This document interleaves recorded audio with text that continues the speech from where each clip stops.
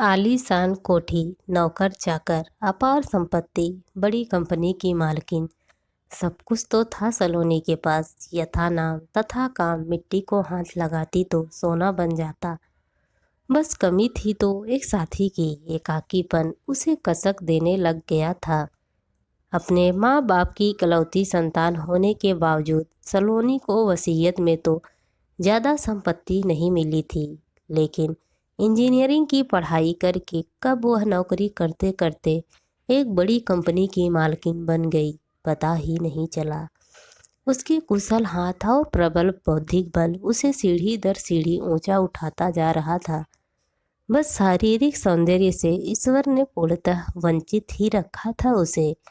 जीवन के 45 वसंत पार कर चुकी सलोनी को कभी कभी स्त्री तुल्य स्त्रियों से रश्क होता था कि ईश्वर उसे कोमलता देना ही भूल गए। एक दिन ऑफिस में एक नवयुवक हाथ जोड़ता हुआ आया कि मैडम, मुझे जॉब की बहुत ज़रूरत है। मेरी माँ का अभी निधन हुआ है, घर में और कोई नहीं है। उस युवक की बातों में सलोनी को कुछ सत्यता लगी और उसने उसे जॉब पर रख लिया। घर आने पर उस सुदर्शन युवक का चेहरा सलोनी की आंखों में बार बार आ रहा था। अगले दिन सलोनी ने उसे बुलाकर उसका नाम पूछा तो ज्ञात हुआ कि अमन नाम था उसका। करीब 35 वर्षीय अमन सलोनी की नज़रों से ओझल नहीं हो रहा था। कुछ समय विचलित रहने के बाद सलोनी ने अपनी उम्र से छोटे अमन के सामने विवाह प्रस्ताव रख ही दिया।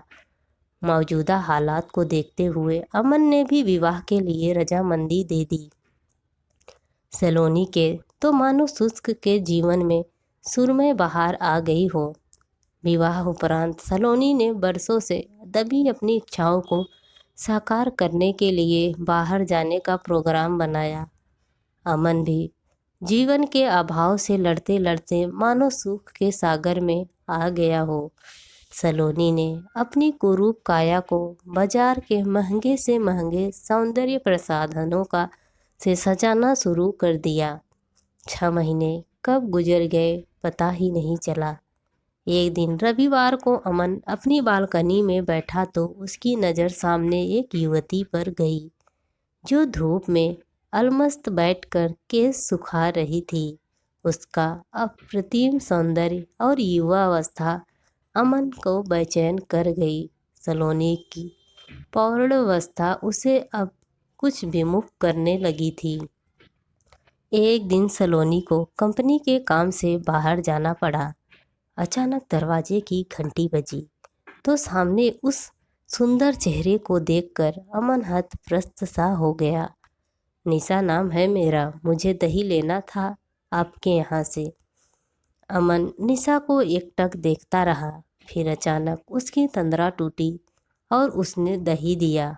निशा और अमन ने एक दूसरे का परिचय दिया। फिर दोनों एक दूसरे से मिलने के लिए बहाने ढूंढने लगे और दोनों का आकर्षण बढ़ने लगा। दोनों के बीच हंसी ठिठोली होने लग गई। एक दिन अचानक निशा ने अमन से कहा, तुम मुझे अच्छे लगते हो।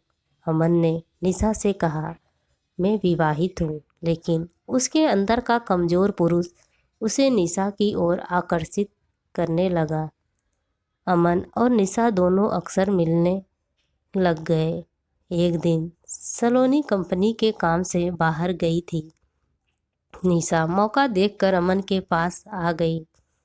अचानक दरवाजे की घंटी बजी। सामने सलोनी को खड़ी देखकर नौकर ने पूछा, अरे मेम साहब, आप एक दिन पहले ही आ गईं। हाँ रामू, मीटिंग कैंसिल हो गई थी, इसीलिए मैं जल्दी आ गई। रामू ने तुरंत सलोनी को निशा के अंदर होने की खबर दी। सलोनी नौकर रामू को शांत करते हुए तुरंत घर से बाहर चली गई। सलोनी की अनुभवी नज़रें सब समझ चुकी थी, लेकिन वो अमन से सच्चा प्यार करती थी और अपने प्यार को बदनाम नहीं करना चाहती थी।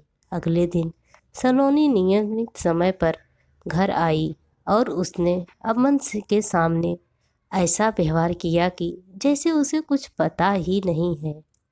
एक दिन सलोनी और अमन बैठे थे तो निशा का फ़ोन आया कि मेरी तबीयत सही नहीं है। सलोनी भी अमन के साथ निशा के घर चली गई। दोनों निशा को हॉस्पिटल ले गए। वहाँ पता चला कि निशा माँ बनने वाली है। अमन के चेहरे की रंगत उड़ गई तो सलोनी ने अमन से पूछा कि तुम इतना क्यों घबरा रहे हो? मुझे सब पता है, तुम परेशान मत हो, मैं कोई उचित हल निकालूंगी। सलोनी की बात सुनकर अमन हैरानी से सलोनी को देखने लगा। उसकी नज़रें शर्म से झुकी जा रही थी। वो कुछ कह नहीं पा रहा था, सोच रहा था सलोनी को कैसे पता चला। सलोनी उसकी मन स्थिति समझ गई। फिर उसने सब बताया कि रामू काका ने उन दोनों के बारे में पहले ही बता दिया था। सुनकर अमन के आश्चर्य का ठिकाना नहीं रहा कि सब कुछ जानने के बावजूद सलोनी ने कितने संयम से काम लिया। वो सलोनी के चरण पकड़ना चाहता था, लेकिन सलोनी ने उसे गले लगा लिया और कहा कि इसमें किसी का कोई दोष नहीं, सब परिस्थितियों का खेल है। फिर निशा को बुलाकर सलोनी ने दोनों से कहा कि मेरी तुम दोनों से एक गुजारिश है कि तुम इस बच्चे को जन्म दो और उसे मुझे दे दो। अपने प्यार की निशानी मानकर मैं मातृत्व सुख भी महसूस कर लूँगी और जीव हत्या भी नहीं होगी। लेकिन लोग क्या कहेंगे? निशा ने कहा, तुम दोनों को विवाह करना होगा। सलोनी ने कहा, कैसी बात करती हो सलोनी? अमन बोला, मैं ठीक ही कह रही हूँ। अमन, तुम दोनों अपनी दुनिया बसाओ, बस मुझे एक जीने की वजह दे दो। ममता से सूखे मेरे स्तनों को मातृत्व का सुख भी मिल जाएगा और मेरी जीवन संध्या का वारिस भी। कहते हुए सलोनी रोने लगी। निशा और अमन ने सलोनी को गले से लगा लिया। सलोनी के त्याग से दोनों के आंखें से अश्रुधारा बह रही थी। दोस्तों, आप सबको यह स्टोरी कैसी लगी? प्लीज़ कमेंट करके ज़रूर बताएं और मेरे चैनल को लाइक एंड सब्सक्राइब ज़रूर करें।